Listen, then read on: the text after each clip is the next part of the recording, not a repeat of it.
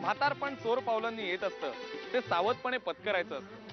50शी उलटली की पहिला गुड बाय करायचा तो रागावण्याला आणि वेलकम म्हणायचं ते म्हणजे मनमुराद हसण्याला. असं वृद्धांचं म्हणणं मांडणारं एक नाटक 1983 साली रंगमंचावर आलं होतं आणि ते म्हणजे प्रेमाच्या गावा जावे. हे नाटक पुन्हा एकदा रंगमंचावर आलेलं आहे, तेही मोहन वाघांच्या पुण्यतिथी निमित्त म्हणजेच 25 मार्चला. तर सादर करीत आहे वसंत कानेटकर लिखित आणि विजय केंकरे दिग्दर्शित प्रेमाच्या गावा जावे. या सुनबाईच्या हातामध्ये काय जादू आहे ते तरी तुम्हाला समजेल. 100 ठिकाणी चहा ढोसताना तरी सुद्धा या घरातल्या चहाची लज्जत काही औरच आहे. घे घे घे घे घे घे. आता या वेळेमध्ये पोटातल्या कुरकुरीची फारशी पत्र असली बाळगायची. चेंडू समोर आला ना की फटकारायचा. आपल्या टिटेकडून काही शिका. हा लगाव बत्ती. चलो आउट आउट घ्या घ्या. गोड बोलून एखाद्याच्या गळी विष सुद्धा उतरवाल तुम्ही. सारखा मुलांच्यावर बुरकावत असतो. पुन्हा कुणाचं म्हणून कौतुक नाही त्याला. हे बघ आई, कौतुक करायला मुलं त्या लायकीची लागतात. का बरं? टिटूना क्रिकेटमध्ये कौतुक करण्यासारखा पराक्रम नाही केला. क्रिकेटमध्ये ए गौरी हाय. नमस्कार. हो नमस्कार नमस्कार. बापरे, साक्षात भगवान आपल्या घरी. मीच घेऊन आले त्यांना. कशाला? अरे आज आपल्या घरी प्रीती भोजन आहे, त्याचा कार्यक्रम ठरवला. प्रीती भोजन म्हणजे काय? प्रीती भोजन म्हणजे ज्यांची तोंड एकमेकांकडे कधीच नसतात अशी चमत्कारिक माणसं जेव्हा योगायोगानं एकाच पंक्तीत जेवायला जमतात त्याला प्रीती भोजन असं म्हणतात. 3 पिढ्यांमधलं अंतर दाखवणाऱ्या या नाटकात मध्यवर्ती भूमिकेत आहेत रमेश भाटकर, तर त्यांच्या बरोबरीने विद्या करंजीकर, दीपक करंजीकर, रजनी वेलणकर, प्रसाद दाणी, अद्वैत दादरकर, भक्ती देसाई, अमृता मापुसकर यांच्या सुद्धा महत्वाच्या भूमिका आहेत. तर या नाटकाचं दिग्दर्शन केलंय विजय केंकरे यांनी. मी देव मानतो, माणसातलं देवत्वही मानतो, पण एखादा अवतारी पुरुष असं काहीही न खाता पिता आपल्या तब्येतीने ठणठणीत तब्येतीने जगू शकतो याच्यावरती विश्वास ठेवणं म्हणजे निव्वळ श्रद्धा नाही, निव्वळ हा खोळेपण आहे. खोळे असू दे, मी खोळी असं समजा.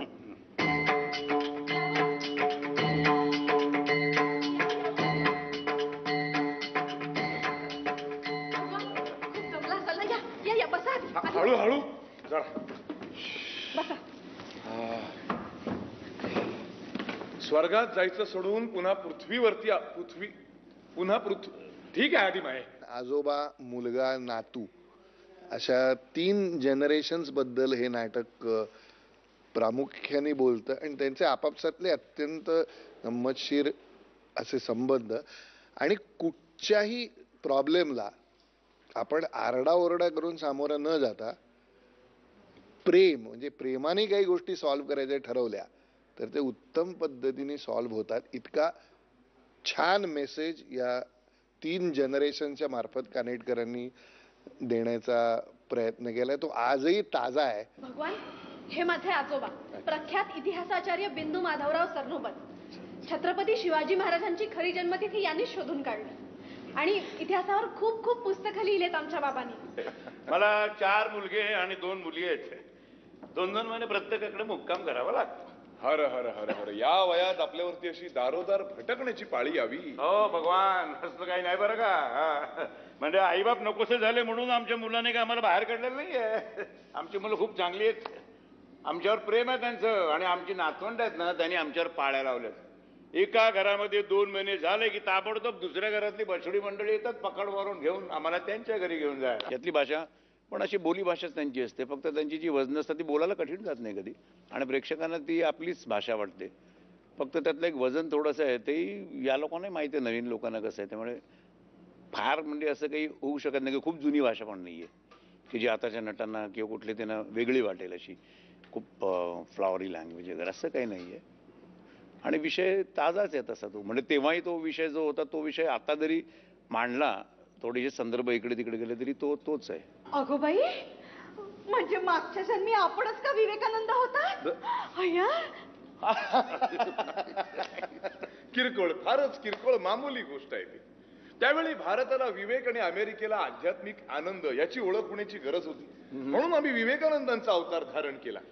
सध्या अण्वस्त्रांची धास्ती घेतलेल्या राष्ट्रांमध्ये प्रेमभाव पसरवण्याची गरज जास्त आहे, म्हणून आम्ही प्रेमानंद महाराज म्हणून अवतरलो आहोत. आईचं नेहमी कायम सँडविच होत असतं मुलगा आणि नवऱ्याच्या. तर ते कॅरेक्टर तसं ते आहे सुमंगलेचं. पण ती ॲट अ टाइम तिला सासरे आणि सासूंबद्दल प्रेम असतं, म्हणजे ती खाष्ट वगैरे नसते, त्यांना सांभाळून घेणारी असते. म्हणजे घरातली मोठी करती सून जी आहे ते कॅरेक्टर आहे सुमंगलेचं. हे बघा आता गोट्याची बनतं आता या सगळ्या अनुभवावरनं एक धडा घ्यायचा. अरे असं प्रत्येकाच्या आयुष्यात होतच रे. व्यवसायाच्या सुरुवातीला हेच सोसावं लागतं सगळ्यांना. बेटर लक नेक्स्ट टाइम. चल. नाही नेक्स्ट टाइमची तुम्ही बातच करू नका. मी या सिनेमावाल्यांचं तोंड बघणार नाही. वा वा वा, तूर्त हा निर्णय काही वाईट नाही. प्रत्येकाने प्रेमाच्या गावी जावं आणि प्रत्येकाने प्रेमाच्या गावी जात राहावं. कारण बरेच मी म्हटलं तसं तंटे त्यामुळे सुटतील. आणि प्रेम ही गोष्ट अशी आहे की जी आपली व्यक्तीत बदलते. तेव्हा ह्याच्यात नक्की कुठच्या प्रेमाच्या गावाला हे लोक गेले ते बघायला तर प्रेक्षकांनी यायलाच पाहिजे. सच्चिदानंद मराठी नाटक बघणं ही काळाची गरज आहे. त्यात ते वसंत कानेटकरांनी लिहिलेलं असेल आणि विजय केंकरेंनी दिग्दर्शित केलं असेल तर तो अमृतयोग अनुभवायलाच हवा. प्रेमाच्या गावा जावे या निमित्तानं आपल्या वाट्याला हा अमृतयोग येतोय. तेव्हा रसिक हो, हा अमृतयोग चुकवू नका. आनंद. ओ आर्यावर्त, आधी शहरभर जे भगव्या कपनीत तुमच्या फोटोंचे लॉकेट घालून हे शिष्य शिष्यणी फिरतायत ना, ते काय काय प्रताप करतायत ना ते जरा जाऊन पहा. आणि मग थांब दादा, एक अक्षर सुद्धा बोलू नकोस, माझी शपथ आहे तुला. अरे आम्ही शाप दिला तर काय प्रकोप होईल माहितीये का? काय हो, ही इमारत बॉम्ब पडल्यासारखी पडेल खाली आणि तुम्ही सगळे गाडले जाल त्या खाली. देवश्राप.